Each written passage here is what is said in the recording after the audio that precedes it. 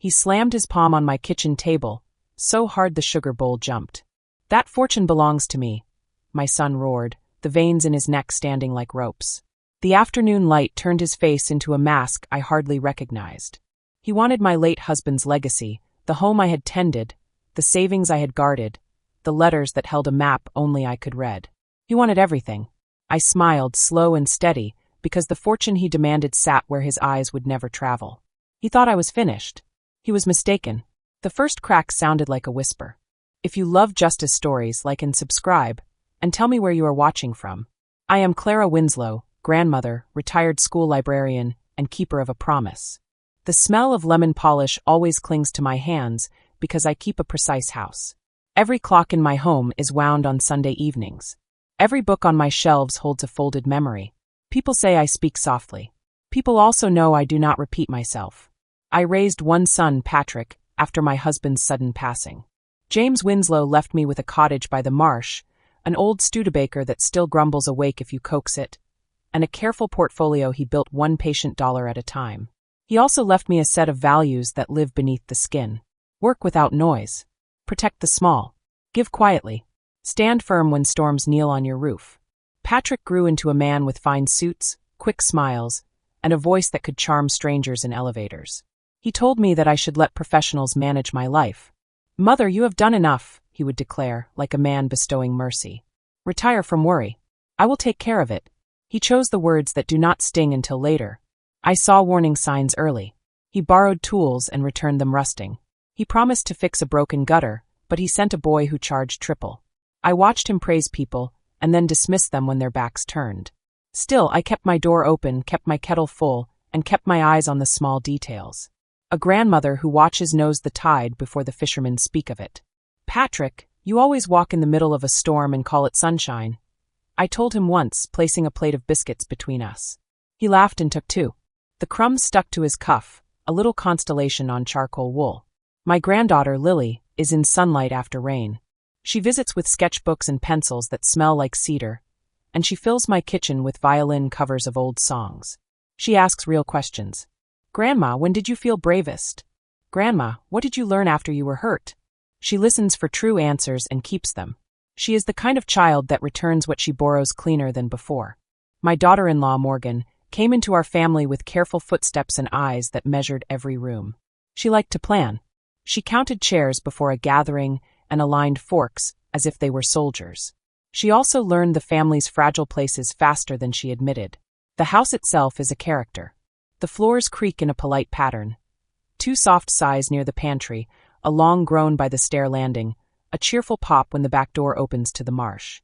I have lived here long enough to recognize each sound the way a mother hears her child's cough one room away. I know where the foundation holds strongest. I know what the walls hide. When James passed, I did not tell anyone about the letters. He left them in a tin behind the organization pamphlets that no one ever reads. The tin smells faintly of motor oil and salt.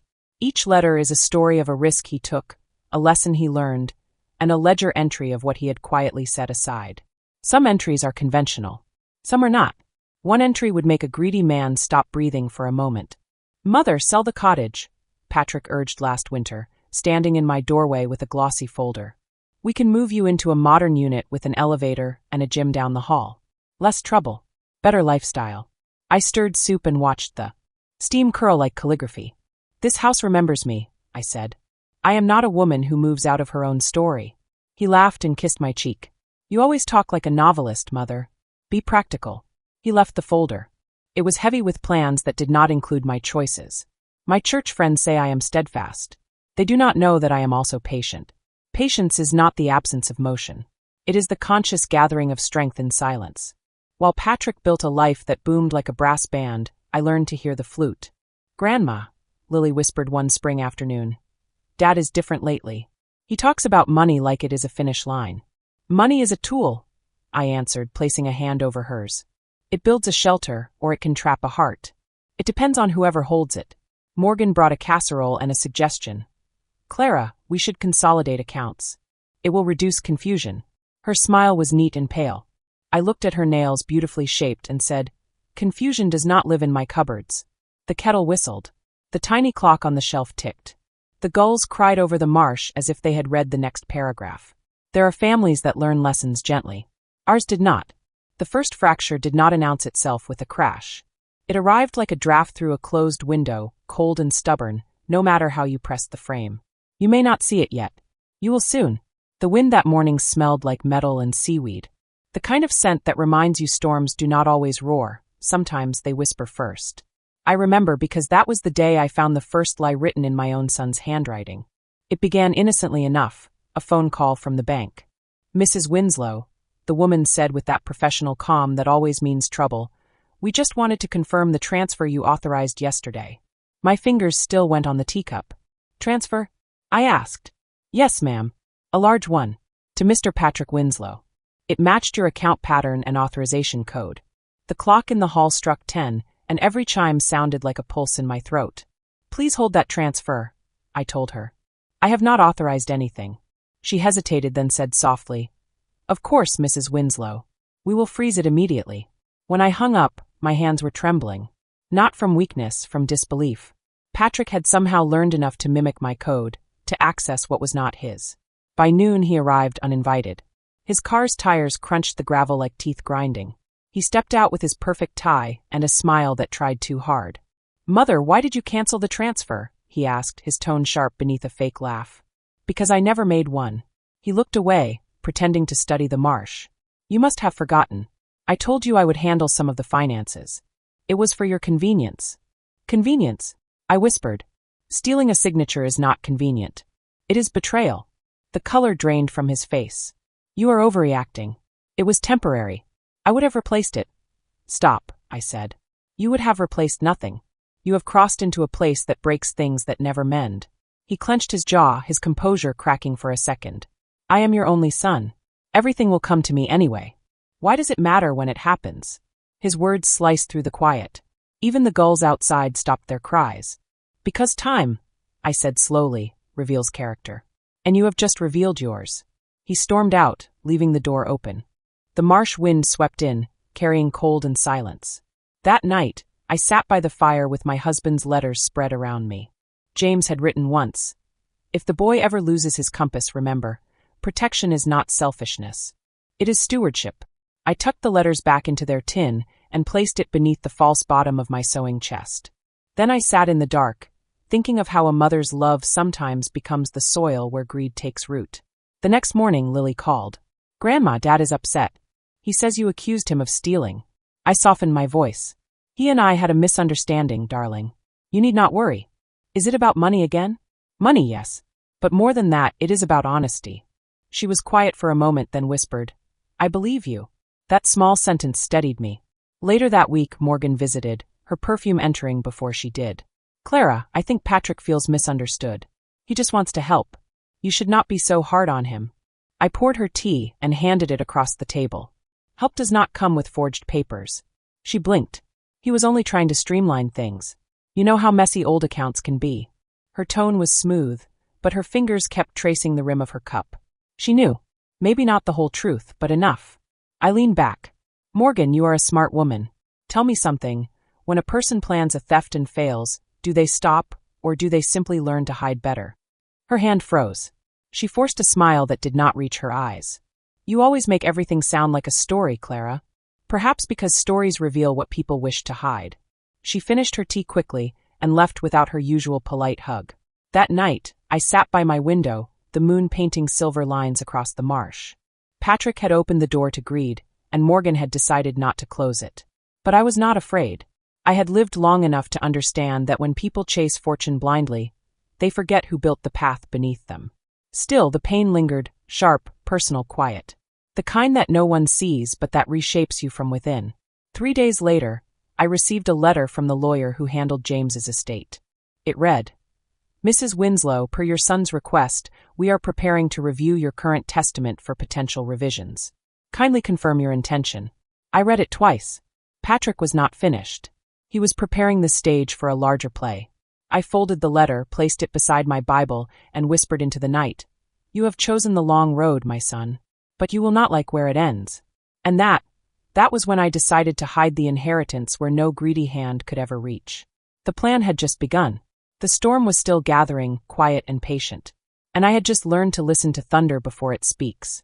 Would you have forgiven him, if it were your son? Or would you start planning to? The next step would test not just my strength, but my cunning. Because the next betrayal would not come from Patrick alone. Days passed in deceptive calm. The house glowed golden in the afternoon, gulls floated over the marsh, and yet, beneath that peace, something ugly began to take root. Patrick stopped calling. Instead, papers began to arrive, documents I had never signed, accounts being reorganized, properties being assessed. He was laying groundwork, piece by piece, to make my world smaller, more manageable for him. One morning, I found a stranger pacing my front porch. A tall man with city shoes that sank into the soft boards. "Mrs. Winslow?" he asked, removing his hat. "Name's Richard Lane. I was sent to appraise the property." "By whom?" He checked his clipboard. "Patrick Winslow. He said you're planning to sell it soon." I smiled politely. Then he and I must be living in different worlds. "You can tell him the Marsh house is not for sale." The man nodded awkwardly and left. As his car disappeared down the gravel, my heartbeat slowed to something. Like steel. That night, I wrote a letter to my lawyer. My real lawyer, the one James and I had used for decades, requesting that all communications regarding my estate be directed to me personally, and that no one, not even family, act on my behalf. But my son was clever, and he was not working alone. A week later, Morgan came by with flowers, yellow roses too bright for the room. "You have always been independent, Clara," she began, setting the bouquet in a vase without asking. "But sometimes independence can be mistaken for stubbornness. Patrick worries about you." "Does he?" I said, folding the newspaper carefully. "He does. He only wants what is best for you." I met her gaze. "And for himself." The room filled with an uneasy quiet. Morgan pressed her lips together. "It hurts him when you say things like that. Truth often hurts before it heals." She sighed. "You are making this hard for everyone." I leaned forward, lowering my voice. "I am not the one who made it hard. But I am the one who will finish it." Her expression faltered. Then she smiled faintly and stood. "Patrick will not stop. You know that, don't you?" "I do," I said. "Neither will I." When she left, I caught her reflection in the window. A small, satisfied smirk before she turned down the drive. That was the moment I knew she was part of it fully now. The next morning, my mailbox overflowed with letters, bills, false notices, and an unsigned message that read, "You are too old to keep playing games. Sign the transfer." The paper smelled faintly of Morgan's perfume. I did not react. Instead, I moved quietly, deliberately. I withdrew a small sum from my main account, enough to appear as if I was cooperating. Then I began creating the illusion they wanted. I let them see a woman growing tired. I hosted Sunday lunch. Patrick came, all smiles, bringing wine and false peace. Morgan served the roast, Lily played soft tunes on her violin, and I laughed as if the air wasn't poisoned. "Mother," Patrick said between bites, "you have such a knack for making difficult things look easy." I smiled. "That is called wisdom, dear." He chuckled. "Wisdom should know when to rest. You cannot live alone here forever." "I do not live alone," I said softly. "I live with memory, and memory does not abandon me." His fork paused midair. For a second, I saw irritation flicker across his eyes. "Come now, Patrick," Morgan said, trying to smooth the moment. "Your mother just wants to feel safe." "Safe," I repeated. "Yes. I value safety." That night, when they left, I went upstairs to the attic. The air smelled of cedar and dust. I lifted the loose floorboard James had installed decades ago, our private corner. Inside, wrapped in cloth, was a metal box. Not the tin of letters, but something else, the inheritance. It was not gold or cash. It was a collection of bearer bonds, investments, and old trust papers linked to a foundation James had once helped create. Enough to rebuild the cottage 10 times over.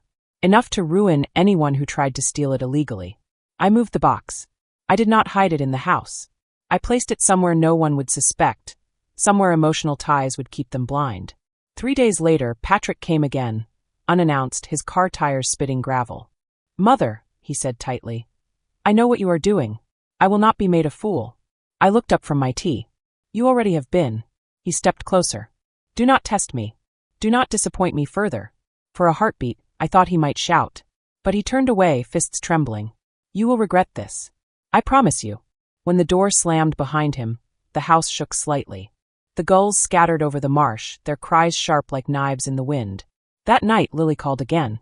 "Grandma, Dad says you are being manipulated." He says people might take advantage of you. Sweetheart, I said gently, people cannot take what you do not give. But he sounded angry. Yes, I whispered. Anger often visits those who cannot control others. She was quiet.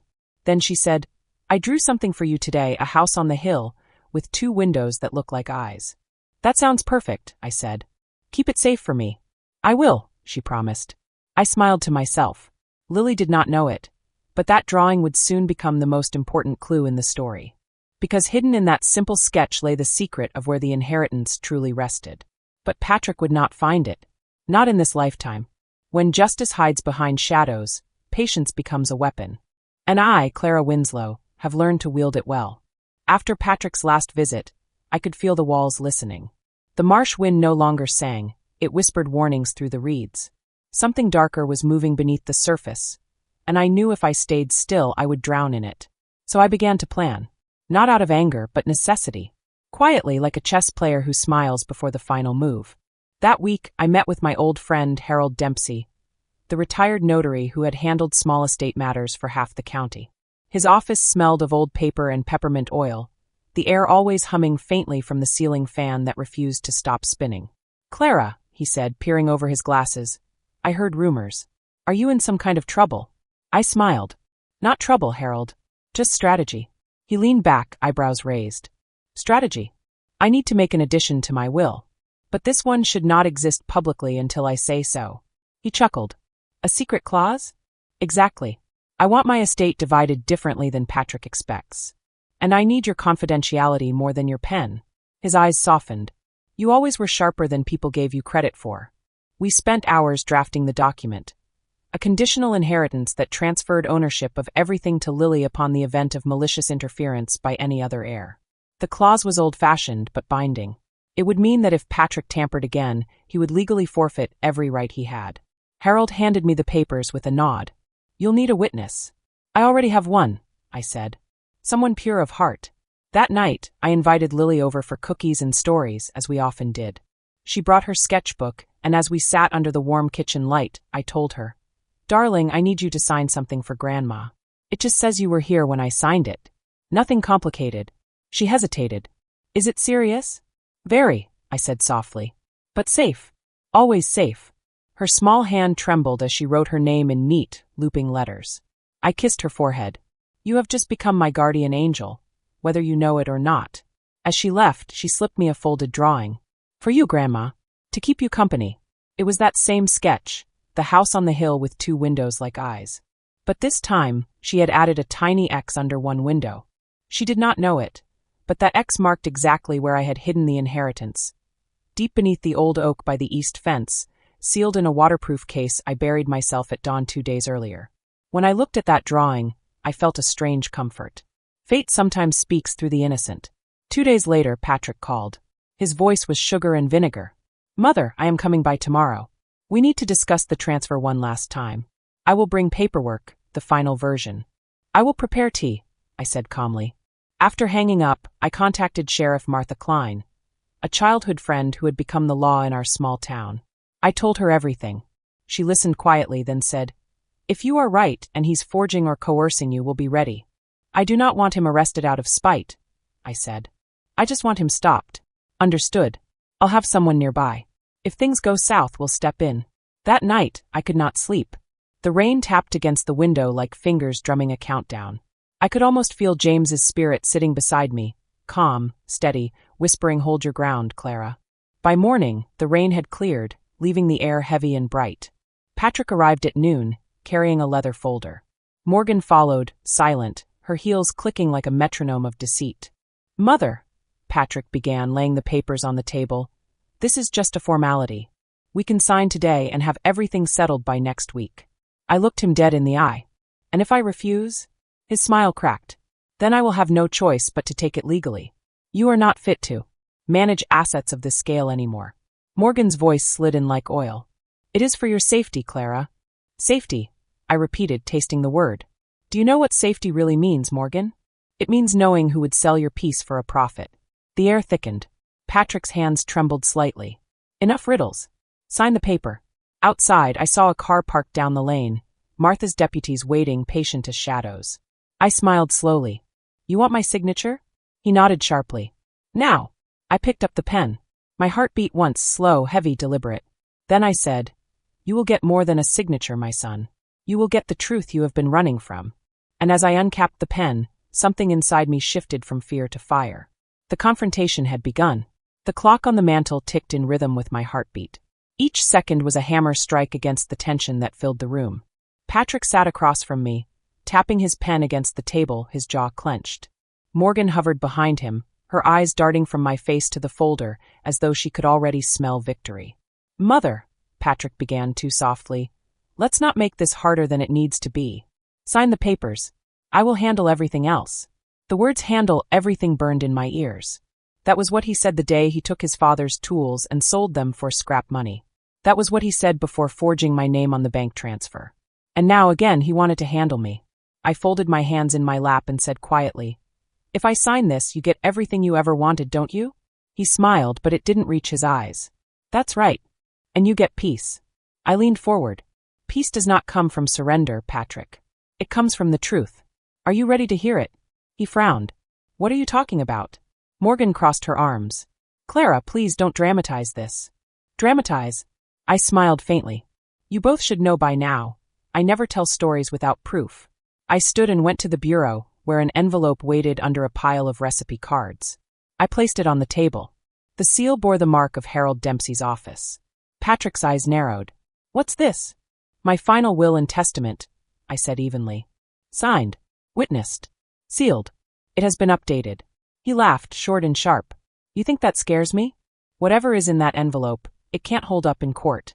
It already has, I said. The law knows more about your behavior than you realize. His pen froze midair. What do you mean? I met his stare. Sheriff Klein has copies of every forged transfer, every unauthorized communication, and every message you or your wife sent pretending to be me. I gave them to her days ago. Morgan paled. You're lying. The front door creaked open before I could respond. A pair of footsteps echoed in the hallway. Sheriff Martha Klein stepped into the kitchen, her badge glinting under the light. Afternoon, Patrick. Mrs. Winslow, she said calmly. Patrick stood abruptly. You have no right. Oh, I have plenty, Martha interrupted. We received reports of attempted fraud, forgery, and financial coercion against a senior citizen. That's a felony, son. The silence that followed was so heavy you could hear the kettle hiss in the distance. Patrick turned on me, voice trembling. You called the police on your own child? I called the truth to witness you, I said. The rest was her job. His chest heaved, his face twisted with rage and disbelief. You would ruin your own bloodline over money? No, I whispered.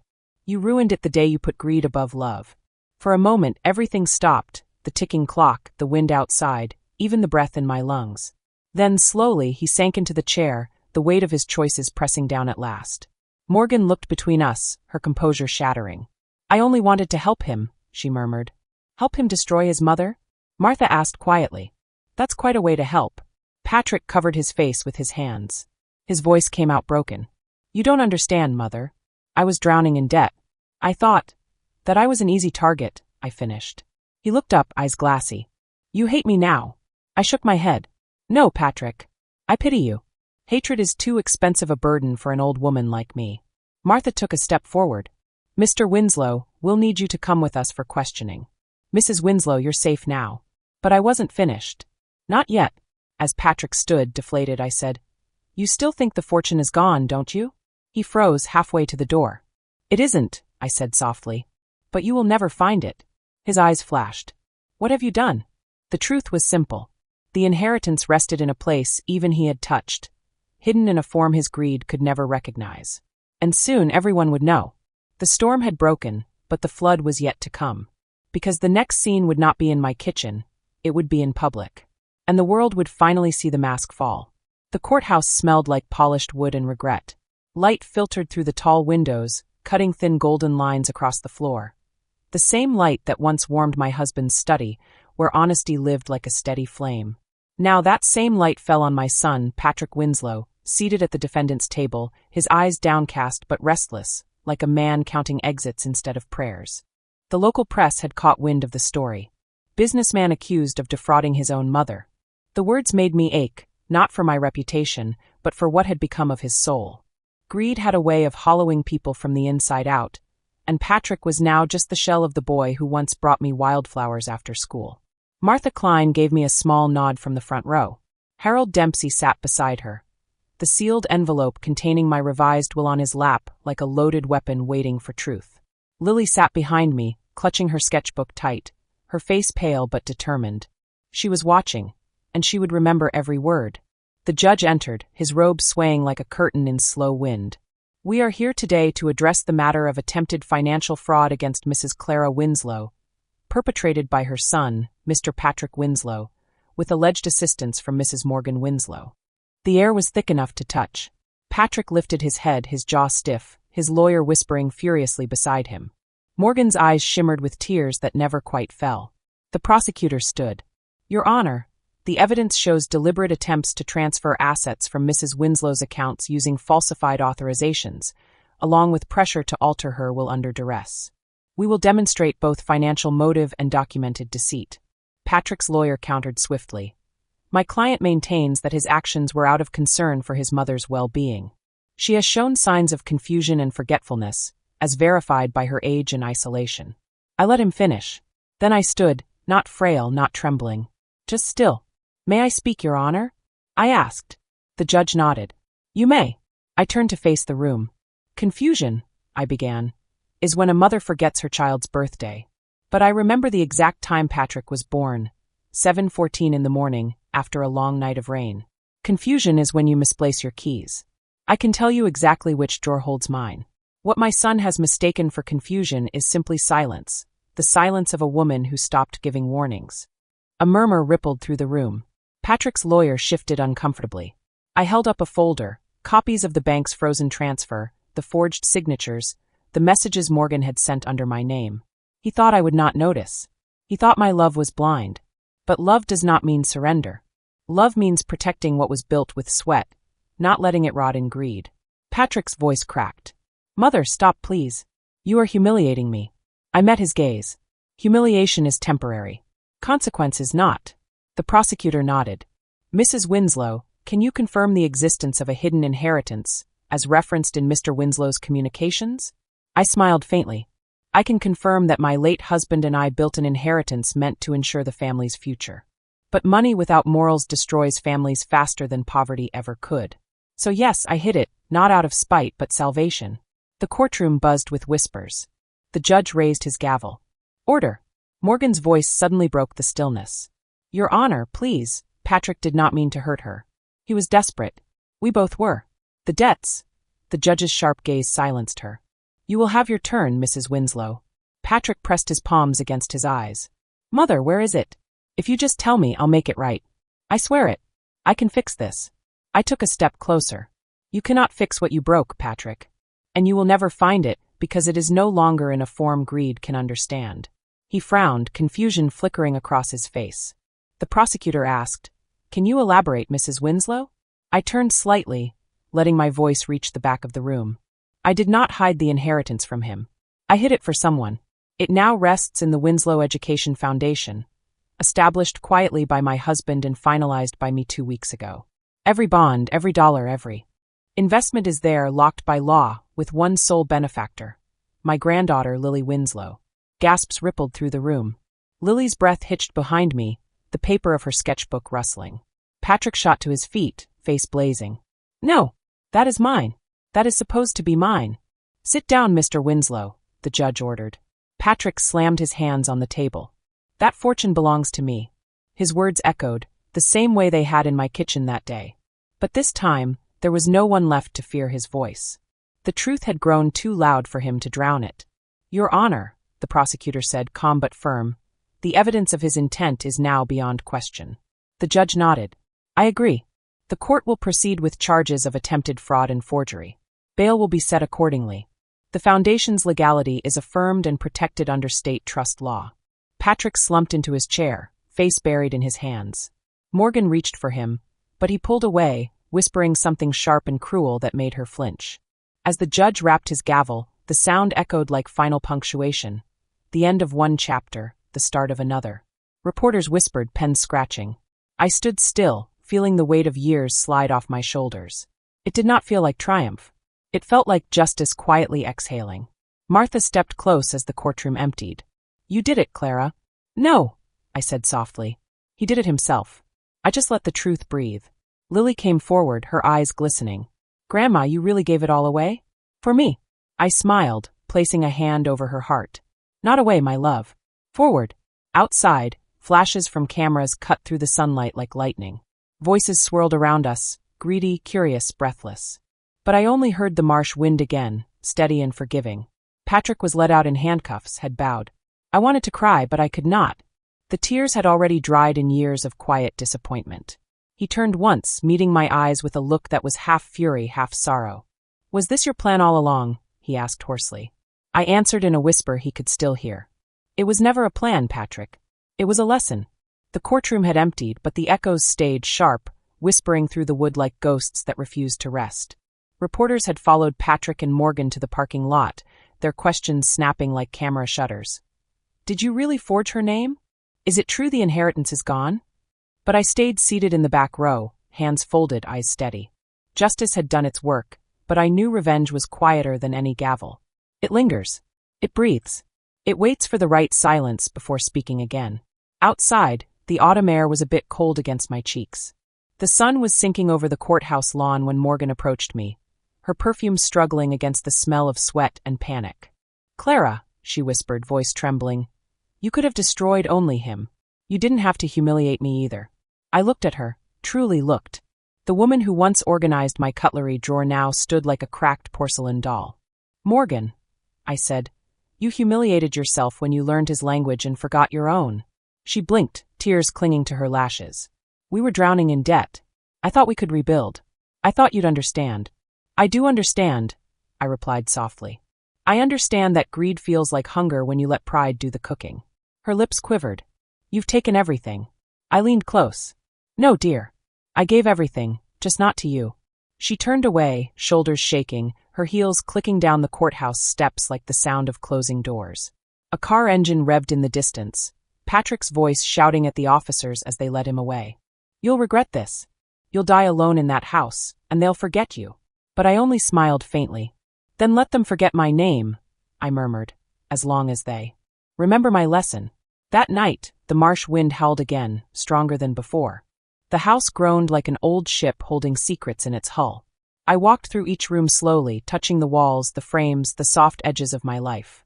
The kettle hissed to life again, faithful as ever. The newspaper lay on the counter the next morning. "Matriarch outsmarts greedy heirs, foundation to support local youth." I traced the headline with my finger. Beneath it was a photograph, me and Lily, standing outside the courthouse. She looked radiant, hopeful. I, on the other hand, looked older but not broken. Lily arrived around noon, carrying a basket of muffins she'd baked herself. "Grandma," she said, "everyone at school is talking about you. They're saying you're some kind of legend." I chuckled. "Legends are for bedtime stories, my dear. I am simply a woman who refuses to be erased." She looked at me, serious now. "Do you think Dad will ever forgive you?" Her question struck deep. I stirred my tea before answering. "Forgiveness is not something I seek, Lily. It is something he must build. Brick by brick. Truth by truth." She frowned. "He looked so angry, Grandma." "Yes," I said, "because he lost what he never truly had." She tilted her head. "You mean the money?" I shook mine. "No. Me." She set the basket down and hugged me tight. "You still have me," she whispered. "I know," I said, holding her just a moment longer than usual. "That is why I could let everything else go." Later that week, I received a letter, unsigned but written in my son's careful hand.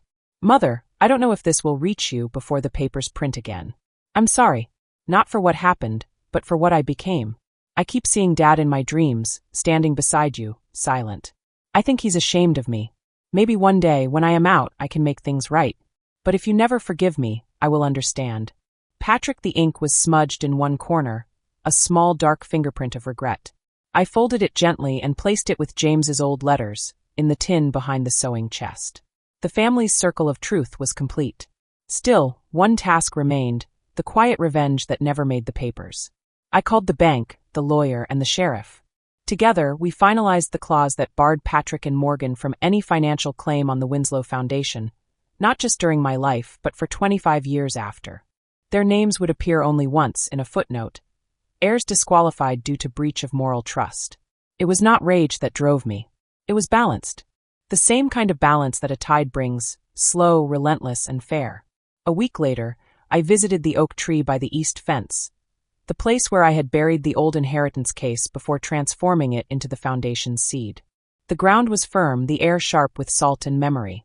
I pressed my hand against the bark. "James," I whispered, "we did it. Not for vengeance, but for Lily, and for the peace you left me to guard." The wind rustled through the branches as if answering. Behind me, Lily's laughter floated across the field. She had found a red feather and was spinning it between her fingers. "Look, Grandma. It's like a little flame." "Yes," I said, smiling. "Keep it. Fire belongs to the young now." I turned to go, the marsh stretching before us, silver and endless. My heart was lighter than it had been in years. But as we walked back toward the house, I thought of Patrick's letter again, the tremor in his words, the crack in his pride. There was still a small member of the boy I once loved buried under the ash. Perhaps someday he would find it. Until then, the world would remember what he forgot. That wisdom, when crossed, is sharper than any blade, and that a grandmother's patience is the most dangerous inheritance of all. The morning after the verdict, the marsh was glass. The air smelled of dew and cinnamon, and sunlight reached the house like a gentle apology. For the first time in months, I woke without that heavy throb of dread behind my ribs. Silence was no longer an enemy. It was a song I could finally hum again. I brewed my tea slowly, listening to the old house breathe. Every creak felt familiar, like an old friend stretching after a long sleep. On the windowsill sat Lily's red feather, glinting in the light. I kept it there as a reminder. Fire must be tended, not feared. Patrick was gone, sentenced to probation and financial restitution after pleading guilty to fraud and coercion. It could have been worse for him, much worse, but I chose leniency where the court did not. I requested that instead of prison, he spend his days working at the local community center, managing the accounts of the same youth programs that now benefited from the foundation he once tried to steal. Some called it mercy. I called it education. Morgan had left him soon after the hearing. She moved to another town, perhaps chasing a quieter shame. I did not hate her either. Greed spreads like smoke. It clings to everyone in the room, even those who swear they were only bystanders. Lily visited every weekend. She had started volunteering at the very foundation bearing her name. "It feels strange," she said once, sorting donated books. "Dad is working just a few streets away, Grandma. Sometimes I see him." I paused in my knitting. "And what do you do when you see him?" She smiled gently. "I wave. Sometimes he waves back." That answer told me more than any confession. The cycle was already mending, thread by patient thread. One evening, as the sun melted into the marsh, there was a knock at my door. When I opened it, Patrick stood there, thinner, paler, wearing the same coat he'd worn to court. His eyes held something new, something softer. "Mother," he said quietly, "I didn't come for money, or forgiveness. Just to say thank you. You could have destroyed me, but you didn't." I studied him for a moment. "You destroyed yourself, Patrick. I simply gave you a mirror." He nodded slowly. "You were right. About everything. I thought I was saving the family. But I was only saving my pride." "Pride is a poor banker," I said. He almost smiled. "Lily talks about you all the time. She's proud of what you built." "Then perhaps," I said, "there is still something good left in our name." He looked away toward the marsh. "I hope I can earn it back." For the first time in years, I reached out and placed a hand on his shoulder. "You can if you learn that inheritance is not what we own. It's what we honor." He swallowed hard, then whispered, "I'll try." As he left, I stood in the doorway, the cool wind brushing past me. The house did not feel haunted anymore. It felt alive, filled with echoes that finally knew peace. Weeks later, the foundation opened its new reading room, a small, bright space lined with shelves and sunlight. They named it the Winslow Room of Second Chances. I gave a short speech, my voice steady, my words simple. "Every fortune begins as a lesson," I said to the gathered children and volunteers. "The measure of wealth is not in what we keep, but in what we give wisely. Wisdom is the only inheritance that never runs out." The audience applauded softly. Lily stood in the front row, beaming. Behind her, Patrick listened quietly, hands in his pockets, his head bowed in thought. That was enough. As the event ended, a young boy approached me shyly. "Mrs. Winslow, is it true you outsmarted everyone to protect this place?" I smiled. "No, dear. I simply remembered what they forgot, that patience wins wars no soldier could fight." He grinned and ran off, his laughter echoing through the room. I turned back toward the window. The marsh shimmered in the distance, endless and forgiving. For years, people had called me stubborn, secretive, too proud for my own good. But now they called me something else, wise. And wisdom, I had learned, is not a crown you wear. It's a torch you pass on. So to those who listen now, wherever you are, remember this. When the people you love turn against you for what glitters, do not let anger rule. Let strategy whisper instead. Let's have a silent plan. Let time sharpen the truth. They thought I was weak. But wisdom never fades. What lesson do you take from this story? Como bilo?